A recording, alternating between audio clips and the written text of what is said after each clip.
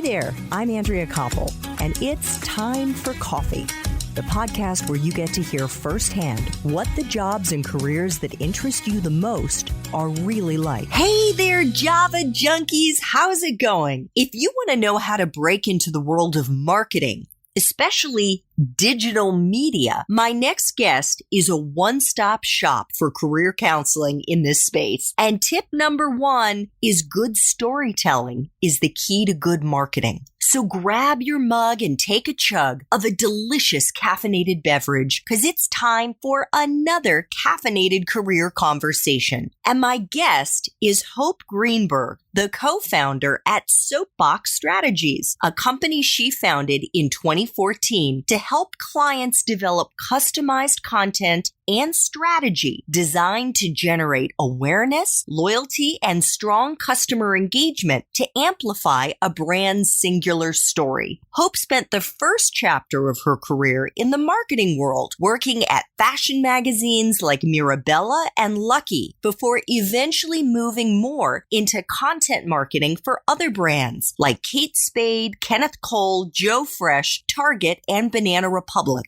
Hope, welcome to Time for Coffee. Are you caffeinated and ready to go? I am caffeinated up and ready. Awesome. Okay, let's dive into these espresso shots. What entry-level jobs are available to Java junkies who want to break into the digital marketing space? The easiest entry-level jobs are internships, and these are great. You get an amazing background, and you really can look at a breadth of the entire industry. My best recommendation would be, if you're still a college student or even just post-college, to check your college's website and then make sure that whatever you're interested in is in fact explicitly part of the job. So if you're interested in content creation, make sure that that will be part of your internship. If you're interested more in the strategy analytics side, make sure that you're going to be working with the person who's responsible for that. You're actually making me think of a whole nother question, because I think that it's probably not uncommon for young people, let alone old people like me, to kind of miss what all the different moving pieces are in the digital marketing, digital media space. So what are all the different tracks? That is a really good question. So there are different elements of working in digital media. One is actually the content creation. So whether that is content for social media, content for a website, for a blog, advertising, it's really considered more of the creative side. The other side is the strategy and analytics. So essentially, there's all this content that gets created, but without something to back that up, without reports, without advertising, without an advertising strategy, then that content is just going into a vacuum. Very often, there are different teams that handle each of those segments. There are some people who really have both sides and are interested in both elements, but very often, for example, in my partnership, my partner, Catherine, is the strategy side of our business, and I'm the content and creative side of our business. Great. That's so helpful. Thank you, Hope. What is a useful skill or skills that you look for right now at Soapbox, or that you've looked for when you've worked at other companies in the entry-level positions that you're hiring?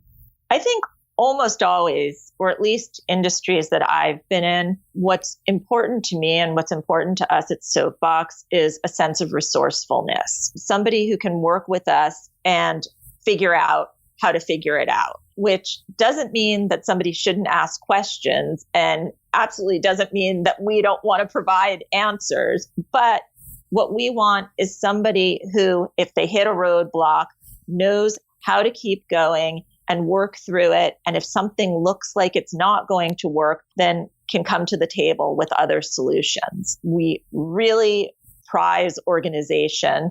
There are a lot of moving parts, and being organized is incredibly important, which, as crazy as this sounds, also includes writing things down. No. You would be amazed a number of people who we have worked with over the years who do not keep a to-do list. So the first thing that we always talk to our assistants and our interns about, anybody who's coming in here at an entry level, is please keep a to-do list, write things down. And those are really the baseline things. Beyond that, it's very helpful to have some background in graphic design if in fact you are interested in the creative and content creation side of things. And by the same token, an ability to write if you're interested in the creative side. If you're more interested in the strategy side, then an interest in analyzing data and using data to find business solutions is very helpful. And also an interest in marketing, just generally speaking, or a background, if possible. Some marketing classes are always helpful. I noticed that you did not say an ability to navigate social media. Well, that is important. And I actually was going to get into that a little later. But yes, that is extremely important to really understand what it takes to curate a social media platform. So you can be somebody who loves to use Instagram and who posts a lot, and even somebody who has a lot of followers. But what really is ultimately important when you're working with brands is an ability to curate a story and an ability to curate imagery. So yes, absolutely. And we'll talk about this a little more when we talk about what makes it for a good interview. But if your own platforms are well curated, if it shows some kind of red thread, some kind of story. So for example, if you love to cook and you love food, you're a foodie, you love to go out to eat, and your Instagram is curated with beautiful food images, that really shows an ability to narrate and curate a story. If you're very interested in beauty, the same thing. If you're interested in art or the art world. So that's incredibly important. At the same time, what's also incredibly important is making sure that your personal social media platforms are only exhibiting the things that you would want a potential employer to see. So I wish that I could go to all kids starting out in high school and say, unless you're planning on wiping your social media platforms clean when you get a job or are looking for a job, think about what you're posting. Because as everyone knows, these things live forever. So probably a litmus test is, if you don't want your parents to see it, you don't want your grandparents to see it, then you probably don't want a potential employer to see it. Because you're checking them out. Because absolutely, if you are applying for a job in the digital media, social media space, the first place that potential employer is going is to your personal social media channels. So let me tee off of that question and ask one of the questions that you wanted me to ask you, which is, how can Java junkies shine in an interview in this field? So there are a few things, and some of them are general and some of them are very specific. And this is sort of a corollary to writing things down. You would be amazed at the number of people who have come to our office without a hard copy of a resume. So our very first thing is, it's great. We love that you emailed us your resume. Please bring a copy. Don't assume that we printed it out. Beyond that, come to us with an iPad or a laptop where you'll be able to share with us some content that you've been creating. And that can potentially be in an internship or a job that you've had before, or it can be your own social media platforms. It can be a personal blog. If you have videos, show us some videos. If you have some writing samples, show us some writing. Anything that's going to help us understand your sensibility. Of course, we understand that somebody's coming to us at an entry level and we're not expecting anyone to have a vast amount of experience, but at least in terms of content creation, there is a sensibility that someone brings to the table. And it's important for us to understand whether a potential candidate's sensibility will jive with the sensibility of our clients. We have a lot of high-end luxury clients in the beauty, fashion, and luxury lifestyle categories. So if somebody comes in here and is interested in sports and science, that's probably not going to be the best fit on either side. Those are such great points, Hope. What does it take to break into digital media, in your opinion? I think it takes a real curiosity and, a willingness to be resourceful and a curiosity about the digital space, certainly, pop culture, media of all sorts, and the world around you. All of those things come into play. And we have had experiences where we have worked with young people who are very good at the tasks that are being presented to them. But the ones who really shine are the ones who have that innate interest about everything going on around them. Oh, and one other thing I will add to that is in an interview, talk to us, we'll ask you the question. And if we don't, or somebody, a potential employer doesn't, be ready to talk about the kind of media that you consume. What do you love? What blogs do you read? What websites do you go to? What Instagram accounts do you look at the most? That's all very telling and insightful for a potential employer, and also a great way to gauge on both sides whether it's going to be a good fit. Yeah. And let me add one other thing. I think this is just goes without saying. Make sure you've gone on your prospective employer's website. Yeah. Right? And that you've actually read about what the company does, who their clients are, maybe read some of the blog postings they've made so that you can come with that sort of foundation into the interview. And oh, by the way, have some questions of your own in your back pocket. Yes, absolutely. Although I never want somebody to feel like they have to manufacture questions. We've interviewed people where we've really covered so much ground, where we've talked so much about our business, where they've talked so much about themselves, that at the end of 45 minutes, an hour, or whatever it is, maybe they really don't have a lot of questions. And I'm fine with that if they really think that we've covered it. But yes, generally speaking, there should be a thing or two that you're still curious about. Definitely. Thanks for that, Hope. What about someone's major? Is it a deciding factor for you to break into digital media that your prospective candidates have studied marketing, have studied business, have studied fill in the blank? No, not at all. I think it's helpful, but it's not a deciding factor because it's entirely possible that somebody has had a different major. And we have not personally experienced this, but if somebody came to us and said, hey, I was pre-med, I changed my mind, but you know what? I love digital media. Here are the websites that I look at all the time. This is my personal Instagram. I love storytelling because X, Y, and Z. I think that's fine too. But certainly having some background in media or marketing, something that where you may have created some videos, some photography, it is entirely helpful, but not having it is absolutely not a disqualifier. Good to know. What about a graduate degree? And this is less so for the entry-level Java junkies, but more so for those who really want to succeed in the field of digital media. Do they need to have a graduate degree? No.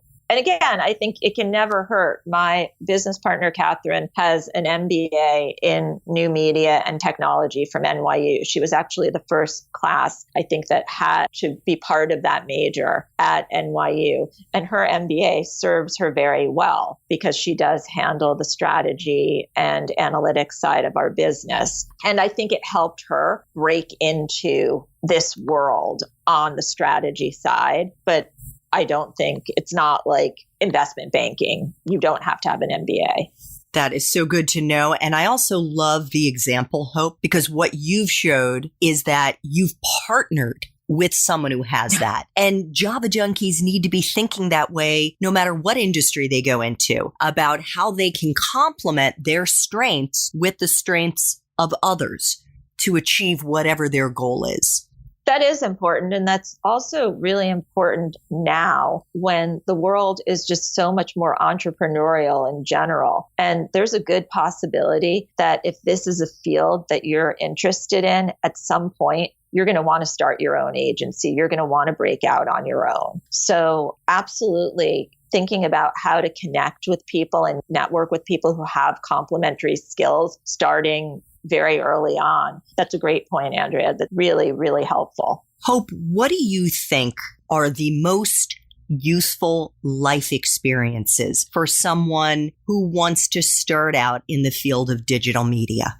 I think internships, as we already talked about, I think we probably talked about a lot of this, but really it's being somebody, and I'll go back a little bit and say that my career before this was in magazine editorial, fashion magazine editorial. I was somebody who just loved to read magazines. I loved fashion, anything about fashion, fashion magazines, shopping. And so the corollary to that here is somebody who just really, you're spending some free time really diving into what's available online. And frankly, at this point, I think almost everyone is doing that, but looking at that and saying, I would like to make a career out of this. So it's like following your interests, right? So it may be like you, that you followed your interests in fashion and in reading magazines about fashion and styling and all of that. And it may be that Java junkies are interested in, as you said before, maybe science or maybe,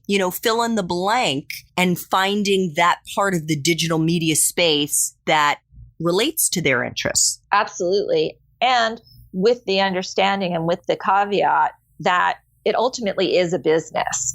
So understanding that just because you spend 5 hours a day looking at Instagram doesn't mean that you're ultimately going to be interested in all of the parts of the business. So really talking to enough people and understanding what the business side of this looks like to make a decision about, is this a career field for you? Great point. So Hope, what is the best part for you of being in this business? So I would say that the best part and the worst part of what I do right now are probably the same thing. And the most challenging part is that having my own business means that I can really fall into that black hole of working all the time and not having any boundaries. But that's also the best part because I can work from anywhere and it gives me a lot of flexibility. So, I think it's just being aware and making sure that I'm really, creating that separate time, because having your own business is, in my opinion, one of the greatest things. I absolutely love it, but you've got to know when to step away. Oh my gosh.